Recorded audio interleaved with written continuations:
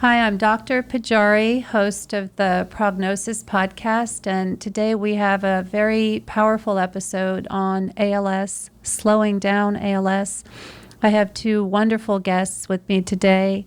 The first is Evelyn Perez-Rivera. She is a registered nurse. She is certified in hospice and palliative nursing. She has served over 12 years in the hospice and palliative field. Her love for hospice care came out of personal misfortune when she lost her husband of 23 years due to ALS. Her knowledge and training as a nurse, coupled with her own life experience as a caregiver and advocate for her husband, has allowed her to help many patients and families through support and education through the years. Evelyn has served in many areas of hospice care and knows hospice well. She currently serves as the nursing director of a hospice company. Welcome, Evelyn. Thank you so much for having me. So excited to be here. Great to have you here.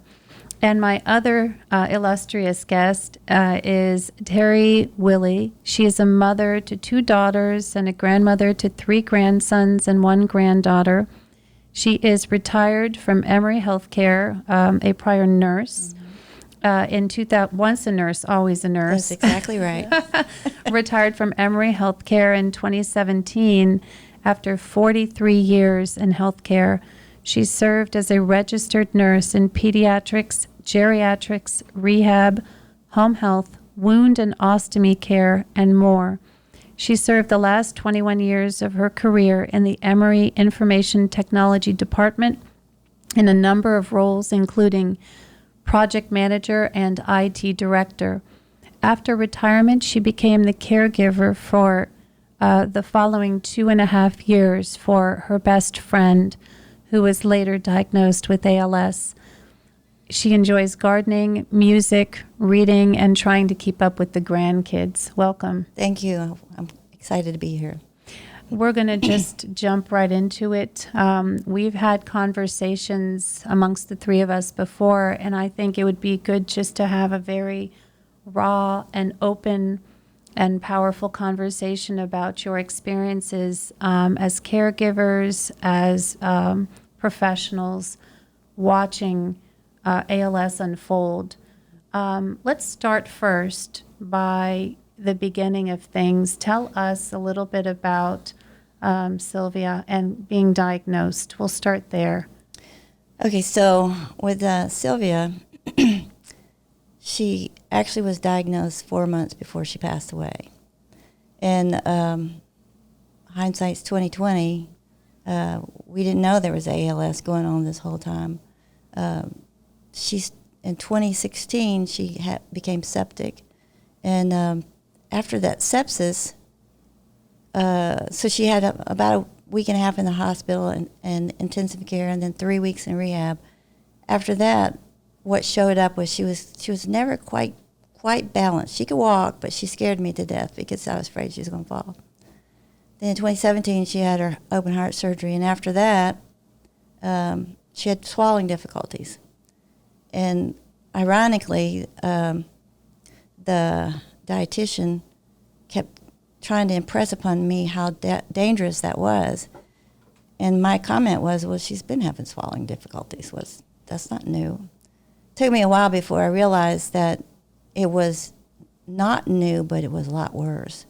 So, hindsight, swallowing difficulties, we explained it away thinking it was the ET tube, and they said it will go away in about 6 months, Along with that, she never, ever was able to walk again after that. So her legs were weak, but that was easily explained away because she had fractures in her back. So the ALS actually presented itself pretty early on, but none of us recognized it. It wasn't until probably a year before she actually passed away, a little more than a year before she passed away, that she started having problems with the pulmonary. Couldn't figure out why. And in that fall, the year before, which would be 2018, she went in acute respiratory failure after I had the flu and she got the flu. And what I learned in that process is that she went from talking normally, breathing normally, to being in complete failure in a matter of maybe about an hour, because her CO2 had built up, which was a key ingredient which helped me know how to help her in the future. So after she got out of the hospital, she came home with oxygen, but we still had the problems with the pulmonary. So it was like, initially it was the weakness in her legs, then the swallowing, and then she was never able to walk alone because of her balance and the weakness in her legs. Then pulmonary came in, swallowing kept getting worse. So it was probably May of the year that she died that I started giving her CPAP in the afternoons because she kept getting so short of breath. And my nursing background, right or wrong, told me that the CPAP helped push the air out, push it in and push it out. And I was worried that her CO2 was building up again. So oddly enough, we went to her sleep doctor, who was a colleague of mine, and I said, can you please get us a BiPAP? I said, I'm certain her CO2 is building up. And she said at that time, which should have been helpful for a lot of us, she says, she was seeing a pulmonologist all this time. The sleep doctor says, she says, I don't think it's a problem of her pulmonary status. I really think it's a problem of ventilation. And I said, could you please, 'cause I was trying to get somebody to order a BiPAP. Well, turned out she ordered the Trilogy, which was a lifesaver, because the Trilogy, for people who don't know, is a ventilator that she was able to breathe with. So from there on, it was I wouldn't say steady decline, because she had good days where she was more able to swallow, more able to move around. So it was not a steady, direct decline. It was up and down. The December before she went into respiratory failure, she could walk the 2 lengths of Emory hallway with a walker with somebody standing by. So it was an odd journey. But in July, I was at her internal medicine doctor, and I said to her, there's something else going on. I said, I've been around people who are deconditioned, and they don't lose their ability to speak. She couldn't say words, specific letters by that time. I said, they don't lose their ability to swallow.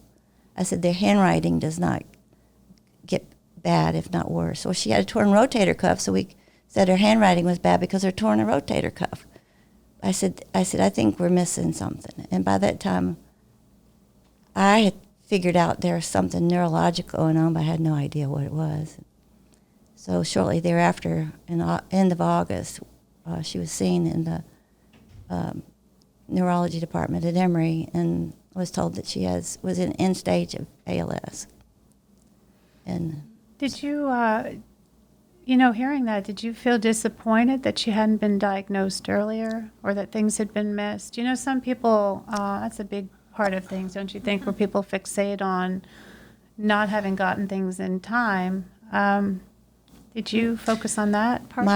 But at the same time, as whenever we go in through a seeking for a diagnosis, we always kind of go, oh, well, it might have been this, or it might have been another injury that I have, and that's why I'm not able to do this. Mm-hmm. I think your key points were she's not able to speak clearly. She's not able to swallow. She's not able to do things that we know that other illnesses is not affected. And she wasn't able to breathe.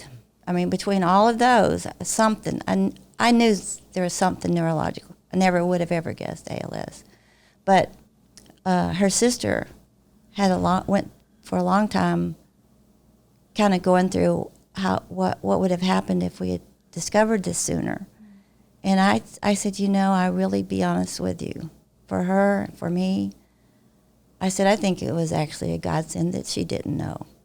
Because what happened was, from the time she got out of her open heart surgery, we did PT, We had plans. We had futures. We had even if it was up and down rocky road, there was a future. The day that we got the diagnosis of ALS, they said, stop the PT, it won't make any difference. By that time, I really wasn't even getting enough food in her, so we were just praying we could get a Gtube in her before. I mean, that was risky at that point because her pulmonary status was so bad. But if I'm honest about it, not having diagnosis, we lived for almost 3 years planning the future and enjoying it. And it wasn't that she didn't enjoy it afterwards. The focus changed. Once we got that diagnosis, then the focus was, how are we going to move this to the end in a way that was graceful and respected her? I was just thinking with you saying that, how did she respond, To the diagnosis? Yeah, to the diagnosis. It's one thing to hear you've got a diagnosis early on, right? And you still have a few years technically. It's another one. It's such a painful thing. It's another thing to hear you've got end stage, and it's months. Yeah, and they really didn't tell us that it was months. I knew it was months. I think she knew it was months. Did she know about ALS? Yeah, she did. She was a nurse. Okay. But it was hard. We spent 2 days crying about it. Told all the family, let everybody know, and then after those 2 days, I was sitting in the living room. She was sitting in the living room. I said, I could run out and get hit by a car tomorrow and be dead. I said, and we don't know when your time is coming. I said, can we have fun now, at least for until the end? And so we said, yeah, we will. And that's really beautiful. We did. There wasn't a day that we didn't laugh. But it was important when we knew that we knew. It was important to be able to appropriately plan by that time. Talk to us about that. I think that's a big part of why we're here today is planning and making sure that patients and families get the message of why it's important to plan. There's a tendency to want to ignore bad news, especially anything related to mortality, and planning makes a difference. So when we learned of her ALS, we were able to get a Gtube miraculously put in her, and it really was miraculous, which helped with, she was just losing weight really fast. And she was hungry. She couldn't eat. So the Gtube helped. But I could see the decline in the pulmonary status going. It was just going very fast. So I was very worried that we were going to get in an emergency situation where I'll back up. When we did the Gtube, everybody kept saying, "Oh, do you want a trach?" And that was 2 days after we found out that there was ALS, and there was this irritatingly, "Are you going to have a trach or not have a trach?" I said, we just found out about this. We can't make that decision right now. Right now, we want to keep her as healthy and viable as possible for as long as possible. I said, so we're not ready to make that decision. But I knew that we're going to have to make it soon. So, because I didn't want to get in a situation where she's in an ambulance and somebody's trying to decide, do we put a trach in to let her breathe or not? Because it's really, that decision is so critical. And it was tough because she had heard information about other people who had ALS and how they were able to get around in a wheelchair and had a ventilator, and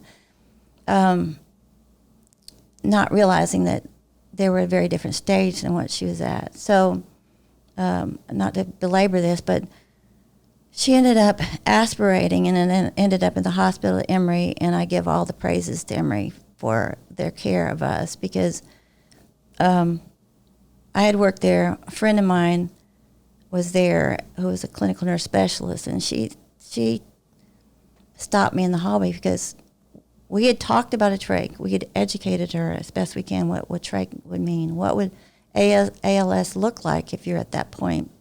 But that's hard to take in. So my friend pulled me aside and said, because at that point in time she was going to have a trach. And she says, do you understand what caring for someone with a trach who has ALS means? And I said, yes, I do. And it terrifies me. And she says, and she also was a friend of Sylvia. She knew Sylvia. She says, I said, but she does not understand that. And I need someone else besides me to help her understand that. So they helped us through the process and sat down with her and said, okay, if you have a trach. She says, I'll be able to talk, won't I? They said, no. And she says, well, I'll be able to eat, won't I? No. And they walked through the whole process of what her body would be like by the time that she was at a trach. And she said she didn't want. So we knew then, that it was a matter of, now let's plan on how this is going to end. Sorry. And so we left the hospital. We were going to start with palliative care, but I realized very quickly we needed hospice, but she just needed enough time to get home and understand that. So then we started with hospice, and the real intent, my intent, why I needed a hospice as a caregiver, is I needed to know how to help her. The one thing she said, and we talked about it ahead of time. She says, I don't want to get to where I feel like I can't breathe. And I said, oh, that won't happen. Not knowing really how hard it would be for her not to feel like she was in respiratory distress. But working with you guys in hospice was really what really, that was the whole goal, was how do we slow everything down so we can address needs as they come along, and that she doesn't get an acute respiratory distress and feel like she can't breathe. And that in the end, even as we actually are at the end, that she can transition and pass away without feeling like she can't breathe. And the work that you guys did actually prepared me, because then I knew what to look for. You guys armed me with the tools. At first, I didn't understand it as well as I wish I probably could have. That would be a hindsight 2020. Mm-hmm. How do you do that a little bit? Because what I didn't know is really how hard it could be and how quickly it could go bad. And you guys kept telling me that it could go bad quickly. I think you did. What I remember is you did. We do, yeah. I mean, that message is a pretty big message. It's hard to tell families. They just don't know what they don't know. We've said that many times. I mean, as morbid as it sounds, my work is looking at someone, assessing and thinking, how are they going to pass? Mm-hmm. And how do I make that into something peaceful if I can? Mm-hmm. Engaging the amount of time.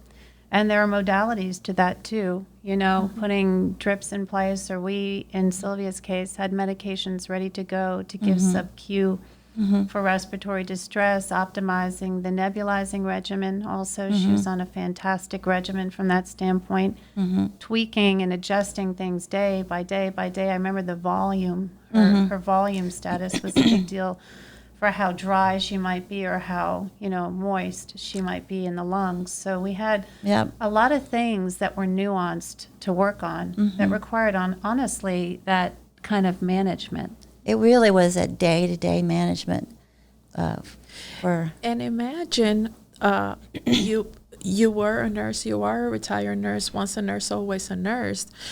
Some of these concepts were even new to you. Oh, yes, absolutely. Because it's a different illness altogether.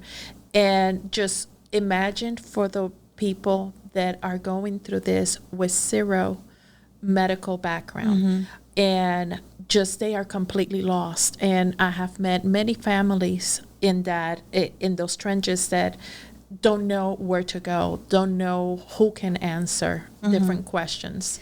Evelyn, you yourself, I mean, as you were a nurse, and we were talking about this too, that you yourself felt like you did not have all the things given to you when you were giving care to your husband who had ALS. Absolutely not. We were on hospice, and the hospice was good, but not as good as what we are providing now to our patients, thanks to Dr. Pajari, and thanks also to myself being there and knowing and having that experience as a caregiver.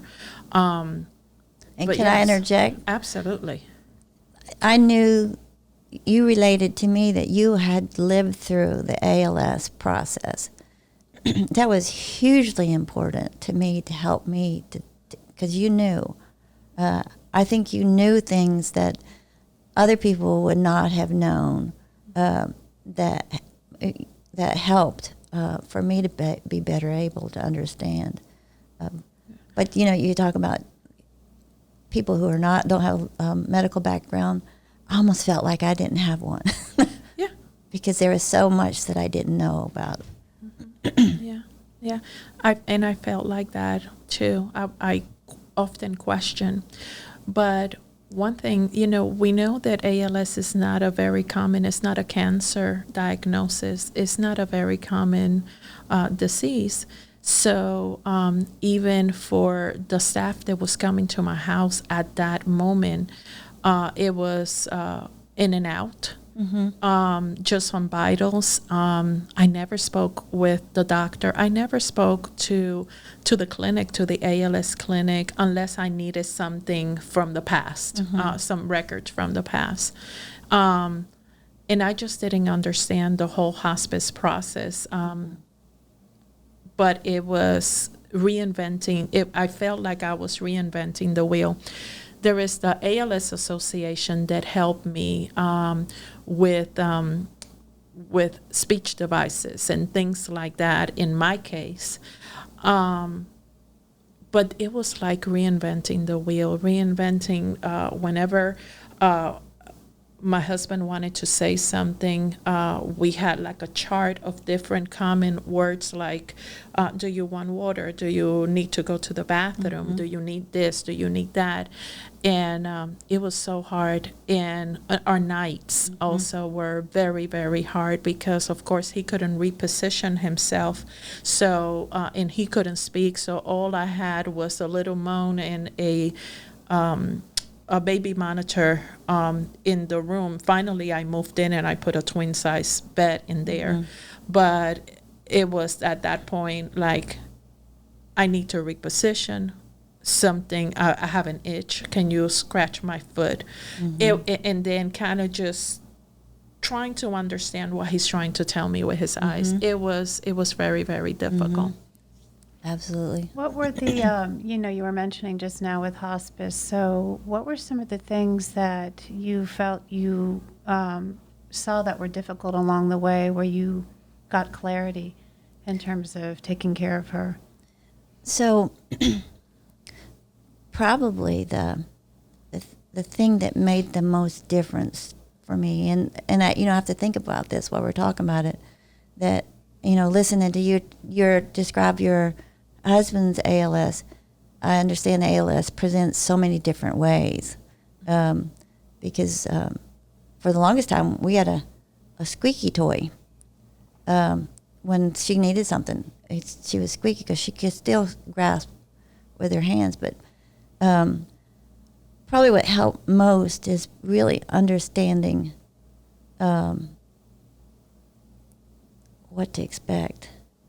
And And like I said, if I would go and grade our what we did, I would say the more absolute clarity and really raw, honest clarity about this is what could happen, I think would, although you run the risk, you think it'll scare somebody. As we went along, she did have a couple episodes where she went into acute distress, and that taught me a lot. Then I knew what I needed to do and how I need to respond to that. But it was really us working together as a team as the symptoms came up, what to expect with this and what to do with this. That was probably the biggest, she asked me, she says, one day she says to me, she says, okay, well, so I suppose you're the one that's going to do me in. And I said, what are you talking about? She says, well, my best friend's going to give me the drugs that's going to make me go to die, is what she was saying. And I said, no, I don't think that's going to be the case. I said, I think we're going to work together and figure out really what works for you. And I had a commitment to her that it was going to be her choice. I said, you're going to call the shots. And so helping her to know what was going to happen so she could make those decisions. And it got to one day, she says, okay, well, how is this going to end? I said, well, if we play our cards right, what we're going to do is when you get to the point where we really need help from a respiratory perspective, then we're going to start giving you medication. For her, it was Dilaudid because she was allergic to the other ones. I said, we're going to start giving you Dilaudid, and that's going to make you sleepy, but it's going to make you breathe easier. I said, and as your respiratory status, it gets harder for you, we're going to give you more so you don't experience that struggle and you'll sleep. And I said, part of the disease will make you sleepy, and part of it, the medication will make you sleepy. And I said, and then there'll become a time where you'll just sleep, and then later on you'll pass away. And so every day I said, and I'll have to be honest with you, I got mad at you a couple of times because Dr. Pajari was, really trying to avert what I was not understanding totally, which is an acute respiratory episode. So you were saying, well, we could go ahead and start the drip, and I'm like, But I understand in hindsight why that was very important to put out there. So, and that happens very often. Mm-hmm. That happens very often because we see things so far ahead of time, and families are not seeing where they at in the continuum because they are so, immersed in their own world of, I need to take care of the caregiving. And there comes Dr. Pajari and say, this happened this morning, or this happened last night, and things are changing course, and we can put things ahead of time. And oftentimes it's like, where is she coming from? And as a nurse that have worked with her for so long and know also what we go through, it gets to the point that I just say, is that we are there, you're just not seeing it, and we have to advocate. That was exactly right. Yes. And we were there, and we were not seeing it. So I told Sylvia, once we began to understand it, I said, I'm going to ask you every single day. I said, are you ready to start the medication? And she said, and she would tell me. She had a bad episode. I don't know if you remember. I do remember. And I think she had a mucus plug and just about died.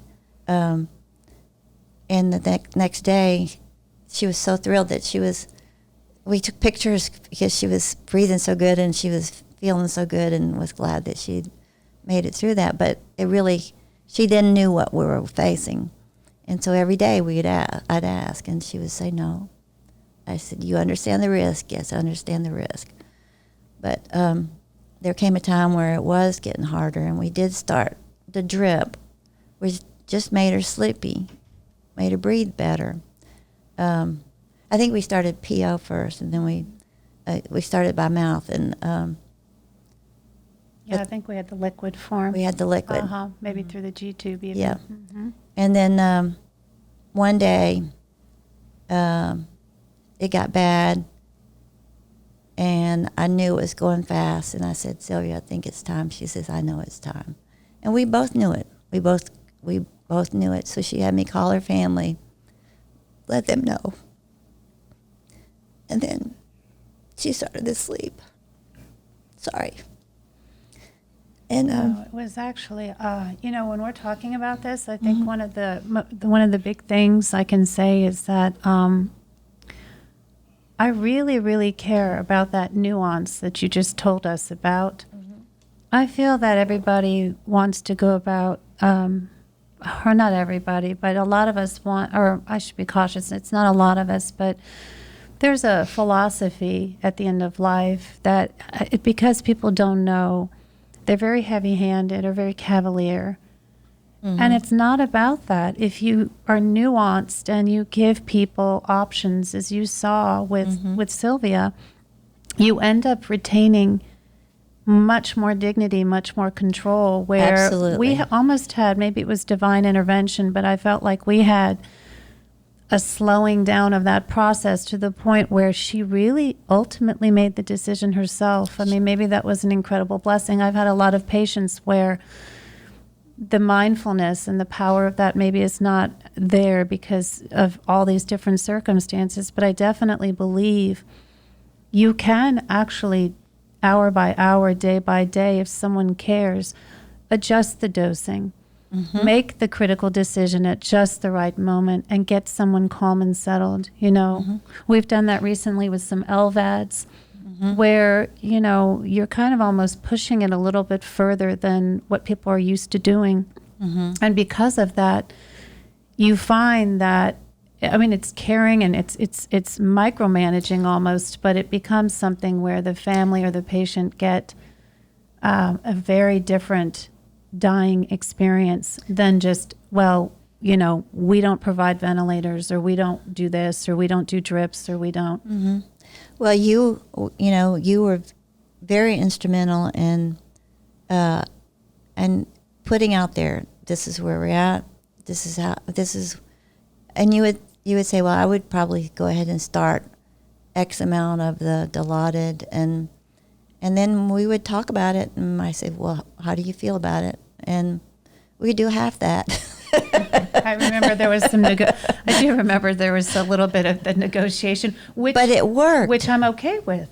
But I think, again, maybe the old school way of being a physician is a very dogmatic one, or there's an ego in there where it's, if you're not following what I'm saying, I take offense to that. I've never been that kind of person. I think this is not me experiencing this. Why would I not negotiate? And I'm very open-minded about that, but I think that is how people retain control. It's okay for them to say, I want half.